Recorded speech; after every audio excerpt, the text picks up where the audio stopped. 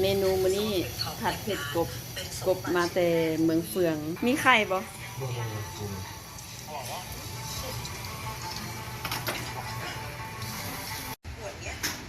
บัวละพา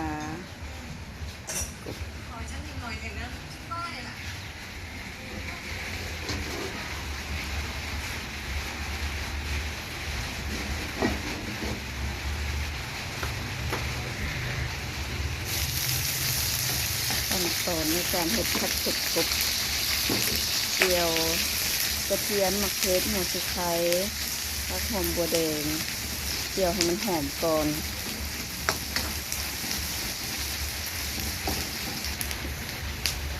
เจียวหอมๆแล้วก็เอากบลงเลย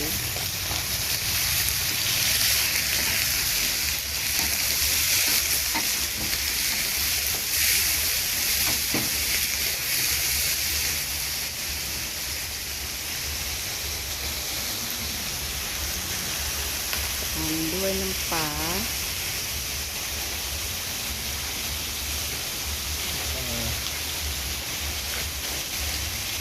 ผมแซ่บแป้งนัว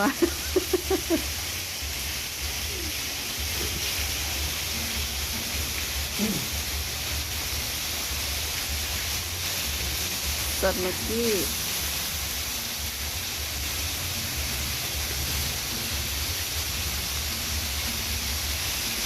น้ำตาลน้อยนึง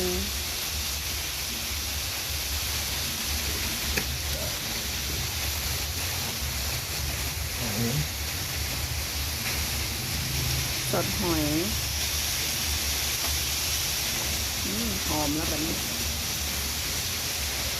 ต้นมักเล่นบ่ใส่หรอ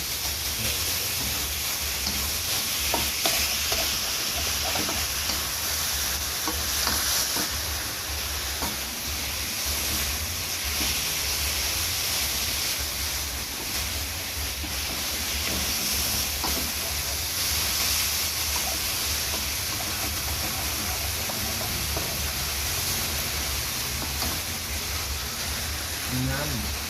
เอาน้ำใส่เด้อ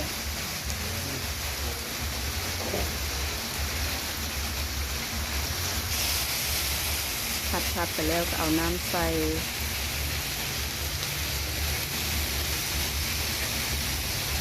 ถ้าเอาเบียร์ใส่ที่เป็นอะไรำแซ่บ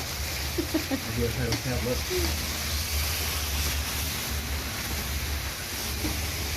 ก็กินกับข้าวเจ้าเลยผมต้องเดาน้ำให้มันจะบ่มีน้ำแบบตัดงวด โอ้พระเจ้าพันมาเข้าเลยหนึ่งเข้า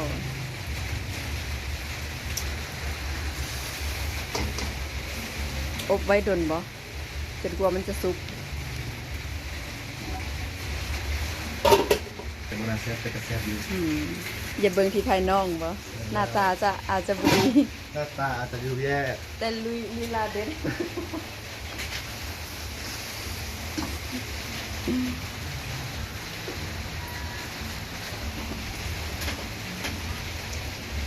สุกแล้วก็เอาบัวละพาใส่หอมแบบนั้นโอ้ยดูดีมาก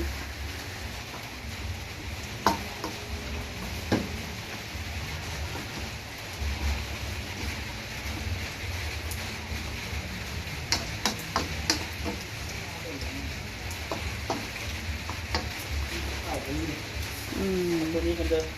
เรียบร้อยผัดเผ็ดกบเตยขั้นเงินอันยวนก็อาหารเราจะส่งไว้ค่าอยู่ไส้ส่วนตำมักฮงข้าวไก่ข้าวเหนียวข้าวไก่น้อยอันนี้ต้มส้มกบต้มยำกบแล้วก็อันนี้เป็นอย่างก็ต้มแซ่บต้มแซบสิ้นหมูว้าวมาเด้อกินข้าว